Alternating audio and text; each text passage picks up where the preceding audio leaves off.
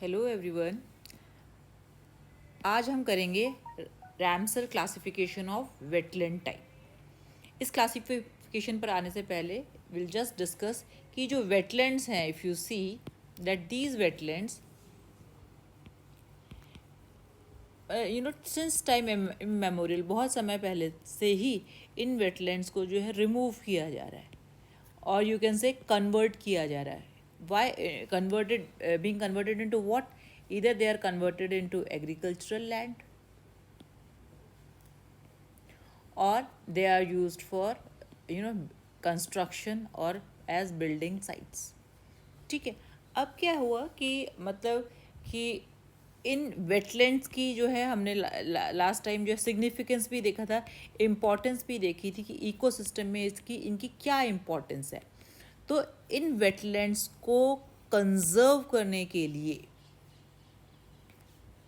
Right, और in fact इनको further degrade होने से बचाने के लिए 1971 में ईरान में एक शहर है जिसको कहते हैं रैमसर। तो रैमसर में एक कन्वेंशन हुआ,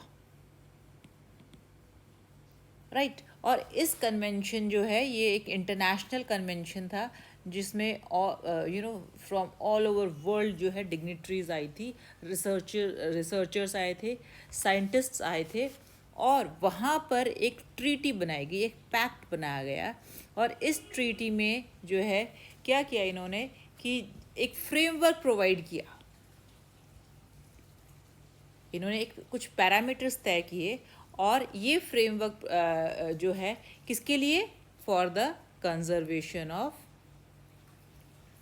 वेटलैंड्स।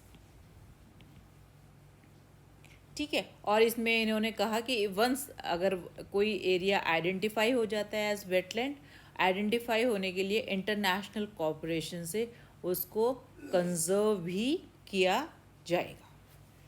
ठीक है।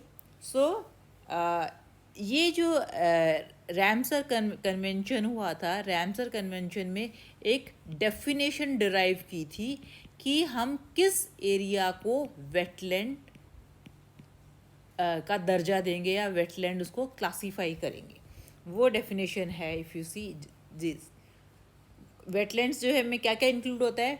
एरियाज ऑफ मार्शेस, मार्शेस बताया ना पिछली क्लास में, या फैन, फैन में जहाँ पे पार्शल डिकम्पोजिशन हुआ है, पीटलैंड जहाँ पर ऑर्गेनिक मटेरियल का वाटर बॉडीज जहाँ पे डिकम्पोजिशन चल रहा है, या वहाँ पर वाटर प्रेजेंट हो, चाहे वो वाटर जो है नेचुरल फॉर्म में प्रेजेंट हो या आर्टिफिशियली कलेक्ट कर रखा हो, वो वाटर बॉडी परमानेंट हो या टेम्परेरी हो, उसमें जो वाटर है वो चाहे वो फ्लोइंग वाटर हो या स्टैटिक वाटर, खड़ा हो, स्टैगनेंट वाटर हो, फ्रेश वाटर हो, या फिर ब्रैकिश वाटर हो। ब्रैकिश वाटर का मतलब ये कि इसमें सॉल्ट वाटर भी मिक्सड है फ्रेश वाटर में, या टोटली सॉल्टी भी हो, या फिर वो एरियाज जो समुद्र के किनारे हैं, ठीक है, और जहाँ समुद्र के किनारे वाला वो एरिया जहाँ पर लो टाइड में भी उस एरिया की जो डेप्थ है वो 6 मीटर से एक्सीड नहीं करती है, उन सभी एरियाज़ को जो है वेटलैंड में इनको वेटलैंड का नाम दिया जाएगा। ठीक है। तो ये जो डेफिनेशन है ये वेटलैंड की है अकॉर्डिंग टू रैमसर कन्वेंशन। ठीक है। अब क्या हुआ कि रैमसर कन्वेंशन में क्या डिसाइड किया? इस कन्वेंशन में ये डिसाइड किया कि इन्होंने ना कुछ टूल्स या you can say parameters provide किए कि हम किस एरिया को वेटलैंड का नाम दें, और ये टूल्स जो हैं इंटरनेशनली एक्सेप्टेड थे। ठीक है। दूसरा जो है इस कन्वेंशन में जो है डिसाइड हुआ, ये हुआ कि जो क्लासिफिकेशन है वेटलैंड का वो भी रैमसर कन्वेंशन के हिसाब से ही होगा, ताकि एक यूनिफॉर्मिटी बनी रहे वेटलैंड को आइडेंटिफाई करने में। ठीक है। अब क्या हुआ कि तीसरा क्या हुआ कि अवेयरनेस की वजह से, ग्लोबल अवेयरनेस की वजह से क्या हुआ, वेटलैंड्स जो है कंटिन्यूसली थ्रेट फेस कर रहे हैं। ठीक है। और ये जो है इनकी अगर वेटलैंड्स की इम्पोर्टेंस के बारे में अगर लोगों को बताया जाए, या फिर उस वेटलैंड के लिए Ramsar, you can say Ramsar का जो वाइज यूज़ कंसेप्ट है वो फॉलो किया जाए, तो वो वेटलैंड्स जो है प्रिजर्व करे जा सकते हैं, कंजर्व करे जा सकते हैं। अनदर पॉइंट इज़, कई बार क्या होता है कि कोई पर्टिकुलर एरिया है, उस वेटलैंड के पास दो ही ऑप्शन है। वहाँ पर देखना पड़ेगा कि फूड सिक्योरिटी उस एरिया में इम्पॉर्टेंट है या वाटर सिक्योरिटी इम्पॉर्टेंट है। अगर फूड सिक्योरिटी इम्पॉर्टेंट है तो उस वेटलैंड को एग्रीकल्चरल लैंड में कन्वर्ट कर दिया जाएगा।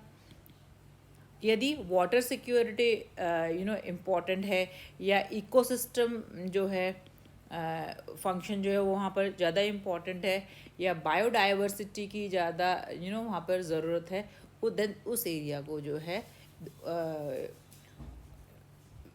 उस वाटर बॉडी को वेटलैंड में ही कंजर्व किया जाएगा। तो रैमसर ने क्या है क्लासिफिकेशन दिया था, वो क्लासिफिकेशन क्या है रैमसर का, यू कैन से रैमसर्स क्लासिफिकेशन। वो क्लासिफिकेशन जो है उन्होंने जनरली 5 सिस्टम्स को क्लासीफाई किया है वेटलैंड में। पहला है लैक्यूस्ट्रीन। लैक्यूस्ट्रीन सिस्टम का मतलब क्या है कि वो एरियाज जो लेक्स के चारों तरफ प्रेजेंट है, यानी कि वो यू कैन से वेटलैंड्स जो लेक के चारों तरफ प्रेजेंट है, उन वेटलैंड्स को कहेंगे लैक्यूस्ट्रीन वेटलैंड्स। ठीक है। दूसरा एरिया जो है वो है रिवराइन, यानी कि रिवर के चारों तरफ जो गीली गीली मिट्टी होती है ना, ठीक है ना, या दलदल वाला एरिया, उसे कहेंगे riverine system of wetland. Third is palustrine system of wetland. इसमें कौन सा एरिया इंक्लूडेड है, इसमें इनलैंड एरिया इंक्लूडेड है या नॉन टाइडल वेटलैंड इंक्लूडेड, यानी कि इसमें रिवर और you can say C water included नहीं है। कई बार जो है इनलैंड में भी देखा आपने, ज़मीन गीली होती है या नीचे से पानी फूटा था जिसको हम कहते हैं चोआ आ जाता है, वहाँ पर भी एक स्वैम्प या वेटलैंड का डेवलपमेंट हो जाता है, उसको कहते हैं पैल्यूस्ट्रीन PA system of wetland. Third जो है मरीन है, जो कि मैंने बताया कि सी वाटर के चारों तरफ जो एरिया है, जो मिट्टी गीली गीली मिट्टी होती है, वो मरीन सिस्टम ऑफ वेटलैंड है। And last one is estuarine. Estuarine वो एरिया है जहाँ पर ये रिवर जो है ओपन हो रही होती है सी में, तो वो एरिया जहाँ पर वो पोर्शन जहाँ पर रिवर फ्लो कर रही होती है सी में, उसको कहते हैं एस्चुएरिन। तो ये एस्चुएरिन सिस्टम ऑफ वेटलैंड है। तो इस तरह से ये डिफरेंट 5 एरियाज 5 सिस्टम्स हैं जो कि रैमसर्स क्लासिफिकेशन में इंक्लूड किए जाते हैं या कैटेगराइज किया जाता है।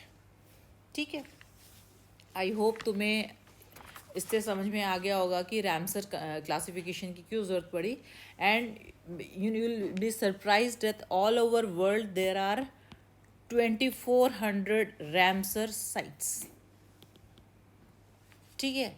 And even in India there are 46 Ramsar sites. ठीक है, जिसमें जैसे एक लोकटक